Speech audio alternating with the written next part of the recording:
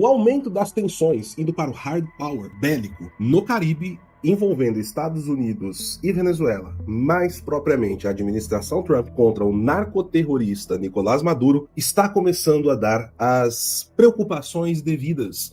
E um dos principais aliados e mentores do Foro de São Paulo, Luiz Inácio Lula da Silva, e isso foi verbalizado hoje por Celso Amorim. E a gente vai tratar e trazer informações do que está se passando na Venezuela.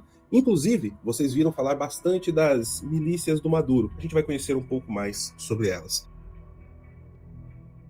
Tratando direto do nosso tema de capa aqui, nós temos a preocupação vindo do governo Lula exatamente com a questão que envolve, diretamente Celso Amorim, que afirmou que o deslocamento, das fragatas norte-americanas, dos Estados Unidos para a região da Venezuela está causando alerta e eles estão vendo tudo isso com preocupação. Pois é. Em uma audiência pública na Comissão de Relações Exteriores e Defesa Nacional da Câmara dos Deputados, o assessor para assuntos internacionais do Palácio do Planalto, Celso Amorim, afirmou nesta quarta-feira que vê com preocupação a presença de navios de guerra na Venezuela. Segundo Amorim, o governo do presidente Luiz Inácio Lula da Silva é contra qualquer tipo de intervenção estrangeira em outro país. Poxa, eu gostaria muito de ter uma declaração do Celso Amorim sobre as ações que o Sam Puncher denunciou na própria Comissão das Relações Exteriores, que ele participou, ele poderia dar opiniões claras sobre aquele tipo de intervenção que aconteceu, Porque o que nós estamos vendo na Venezuela não é uma intervenção. Nós estamos vendo um governo ilegítimo que fraudou uma eleição com apoio da cúpula do Foro de São Paulo, perdão, pessoal, da qual Celso Amorim é um dos cabeças, junto com Luiz Inácio Lula da Silva, e articulou com Gustavo Petro e López Obrador, que a OEA, a Organização dos Estados Americanos, não tivesse meios de barrar ali o Nicolás Maduro. E mais do que isso, os Estados Unidos não reconhecem a eleição de Maduro e tem provas, inclusive delatores, que demonstram que Nicolás Maduro é um narcoditador. Além de tudo, um terrorista que financia grupos como o Hezbollah e o Hamas, ao qual o vice-presidente, que o senhor também é subalterno, estava ao lado desses terroristas, gritando morte à América e morte a Israel. Não é interferência, O que nós estamos vendo aqui são contas sendo cobradas de diversas vidas que são manipuladas, tiradas, adoecidas, famílias destruídas, perseguição política, civil e judiciária. Tudo feito a partir da cúpula do Foro de São Paulo. Como um dos pontos que nós vamos trazer aqui, eu quero chamar a atenção dos senhores daqui a pouco. Continuando aqui, a matéria. Celso Amorim lembrou que o Brasil não reconheceu o resultado de reeleição do líder venezuelano Nicolás Maduro como presidente há cerca de um ano. Isso porque Maduro nunca apresentou provas de que teria vencido o opositor Edmundo González. Disse que, apesar dos problemas com Caracas, o governo brasileiro prefere manter a relação com a Venezuela. Esse é o famoso assim, eu finjo que não reconheço, faço de conta que a gente deixa um limbo, mas vai mantendo as relações. Se você não apresentou aqui aqueles comprovantes que eu pedi, mas a gente mantém as relações, eu reconheço você, mas a gente mantém esse status quo para deixar as aparências fluindo, certo? Não tem problema. Porque a gente está falando da alta cúpula do Foro de São Paulo. E a alta cúpula do Foro de São Paulo conta com 3 grandes nomes quando a gente vai falar de quem está ocupando cargos públicos. Miguel Díaz-Canel, ditador e usurpador comunista cubano, Nicolás Maduro, narcotraficante e terrorista, e o maior indiciado, ou que estava por trás do maior roubo estatal da história da humanidade, Luiz Inácio Lula da Silva, que, entre outras coisas, usava as empresas envolvidas em corrupção para que elas financiassem narcoguerrilhas como as Farc, coisa que a Odebrecht fez. E hoje dá asilo para as esposas dos companheiros de Foro de São Paulo, como Nadine Heredia, que está vivendo muito bem, foragida da polícia, ou com asilo político, mas segundo o STF isso seria um crime. Isso indica alguma coisa para vocês? Com o highlight que nós demos aqui no começo, Desculpem, pessoal, eu não estou querendo ser sarcástico, mas certas situações no país que nós estamos exigem que as coisas sejam comunicadas dessa forma. Para que fique claro que nada disso se trata sobre legalidade. Tudo isso se trata de conchavos, poder e, acima de tudo, por mais que queiram negar, movimentos ideológicos. Ao lado de um dos maiores narcoterroristas do mundo, o seu chefe, Celso Amorim. Luiz Inácio Lula da Silva disse: estou aqui com o companheiro Maduro também trabalhando para ações na fronteira para combater o tráfico internacional de drogas ao lado do ditador. Mas eu sei o que você vai falar. Eu sei o que a cúpula do PT vai falar. Não, mas nós não sabíamos que o companheiro Maduro estava envolvido nesse tipo de coisa. Também estamos chocados com isso. Mas e quando a Odebrecht pagava 100 mil de mesadinha, 100 mil dólares de mesadinha para as Farc?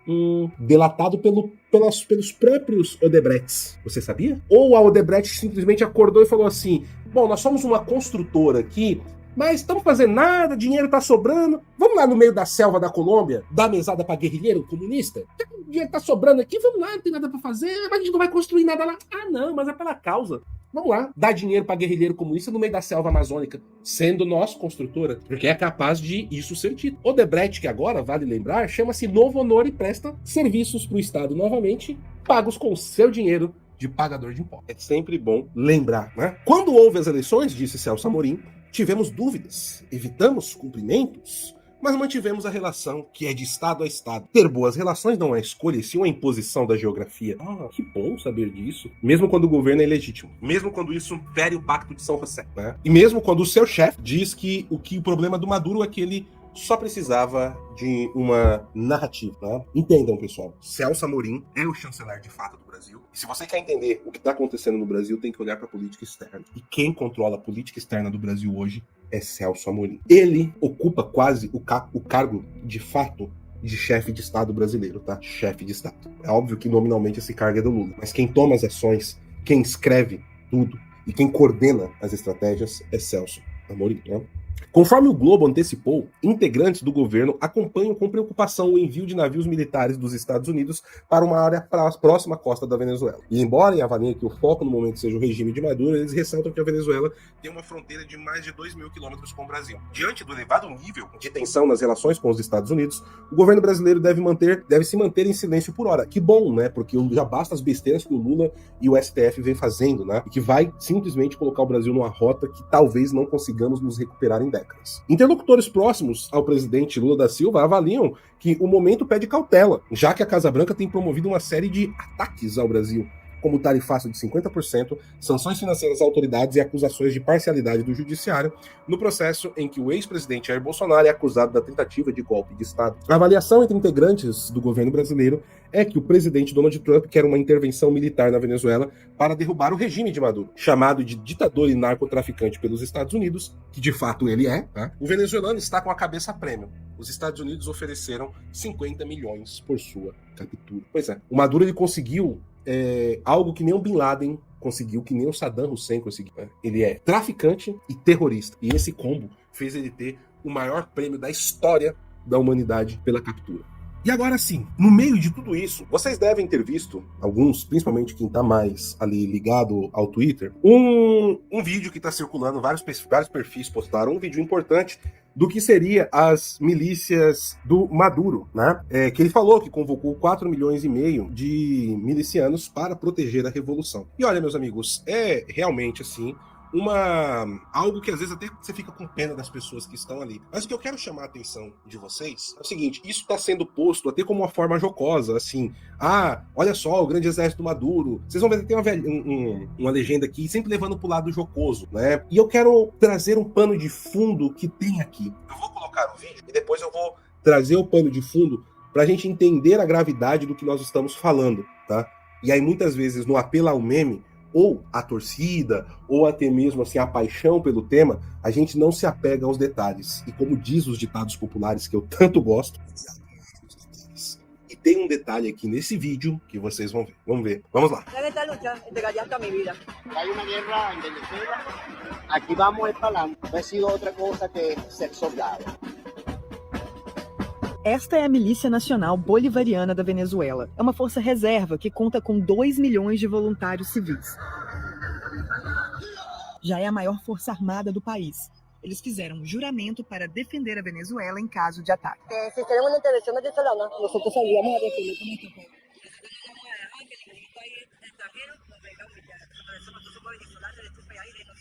A milícia foi fundada em 2007 pelo então presidente Hugo Chávez. Mas eles agora estão no centro das atenções por causa de declarações como esta. We have many options for Venezuela, including a possible military option. Sino preparándonos para hacer la guerra de diferentes formas. Nosotros tenemos tiradores expertos. Hemos recibido entrenamiento también de los cubanos, hemos recibido entrenamiento de los chinos, hemos recibido entrenamiento de los nicaragüenses. Muitos voluntários têm mais de 50 anos de idade. Me gusta ser parte de la milicia, porque cuando fui joven no lo disfruté.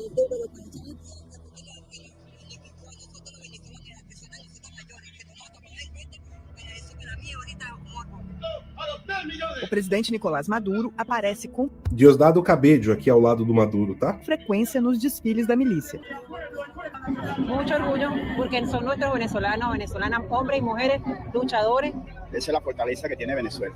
Fuera de Venezuela, Donald Trump, saca tu bota imperial e saca tus manos. Mas muitos criticam a milícia, dizendo que ela está menos interessada em defender a Venezuela e mais empenhada em defender o governo de Maduro. Yo estoy dispuesta a hacer lo posible, lo humanamente posible para que la revolución.